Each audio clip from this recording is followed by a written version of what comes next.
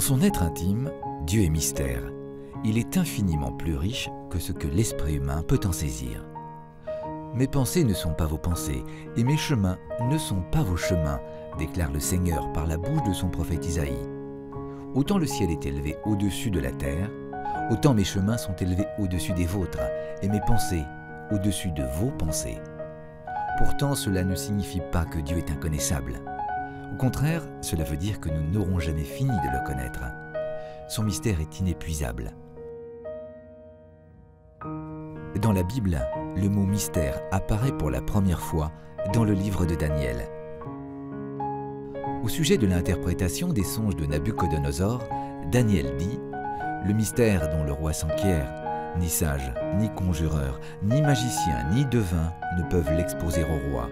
Mais il y a un Dieu dans le ciel qui révèle les mystères, et il a fait connaître au roi Nabuchodonosor ce qui adviendra dans l'avenir. » Dieu aime se faire connaître. Il ne s'agit donc pas de rester dans l'inconnu, mais d'entrer dans l'intelligence du mystère divin.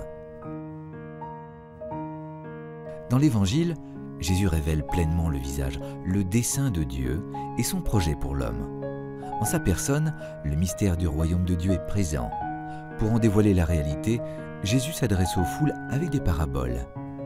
Il raconte ainsi « Le royaume des cieux est comparable à une graine de moutarde qu'un homme a semée dans son champ.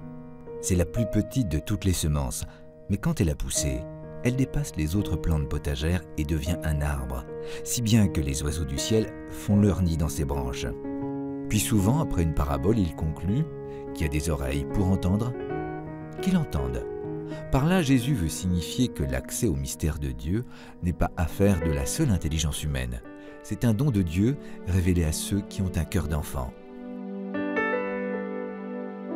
De même, chaque sacrement nous ouvre à la compréhension du mystère en nous mettant en contact avec Dieu par l'Esprit Saint. C'est par la foi, c'est-à-dire une relation de confiance avec Dieu, que sa vérité se révèle au plus intime de chacun.